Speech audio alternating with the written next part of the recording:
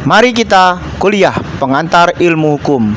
Yang pertama itu adalah hukum tertulis, adalah hukum yang dicantumkan dalam peraturan perundang-undangan.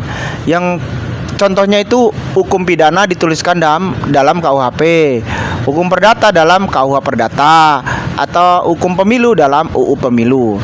Nah, hadirnya hukum tertulis itu menjadi ciri dari perkembangan hukum modern. Nah, kemudian hukum menurut bentuknya. Hukum tertulis sendiri masih dibagi menjadi dua, yakni hukum tertulis yang dikodifikasikan dan yang tidak dikodifikasikan. Nah, yang dikodifikasikan artinya hukum tersebut dibukukan dalam lembaran negara dan diundangkan atau diumumkan. Indonesia sendiri menganut hukum tertulis yang dikodifikasikan. Kelebihannya adalah adanya kepastian hukum dan penyederhanaan hukum serta kesatuan hukum. Kekurangannya adalah hukum tersebut bila dikonotasikan bergeraknya lambat atau tidak dapat mengikuti hal-hal yang terus berkembang cepat dan bergerak maju. Nah, kemudian ada hukum tidak tertulis. Hukum tidak tertulis adalah hukum yang masih hidup dalam keyakinan masyarakat. Tetapi tidak tertulis loh. Hukum tidak tertulis juga disebut sebagai hukum kebiasaan. Seperti hukum tidak tertulis ditaati seperti halnya suatu peraturan perundangan. Namun hukum tidak tertulis lebih bersifat melekat pada kepercayaan yang selalu ditaati oleh keyakinan masyarakat. Ya, contoh hukum adat.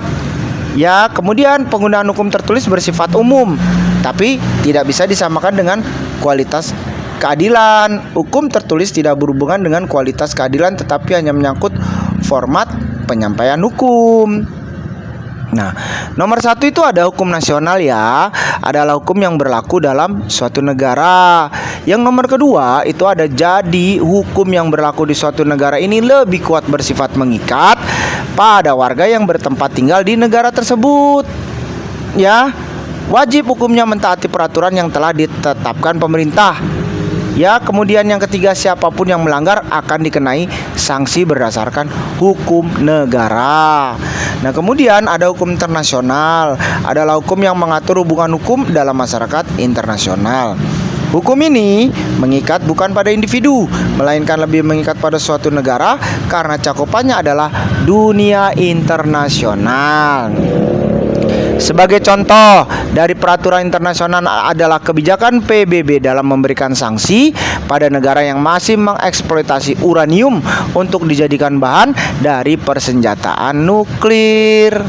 Kemudian ada hukum asing, adalah hukum yang berlaku di negara lain.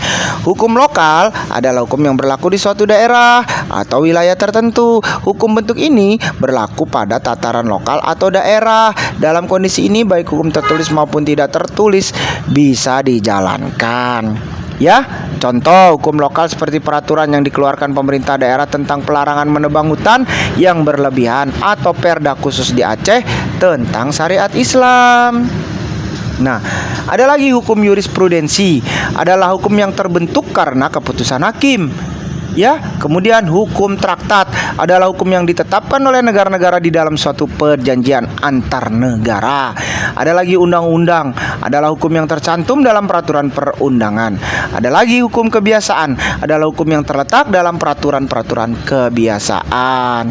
Sementara kita ada yang namanya hukum positif, yakni ius constitutum, adalah hukum yang berlaku sekarang bagi suatu masyarakat tertentu dalam daerah tertentu. Nah, hukum positif itu ius constitutum disebut juga tata hukum. Contohnya hukum yang berlaku di Indonesia, Malaysia, dan Amerika.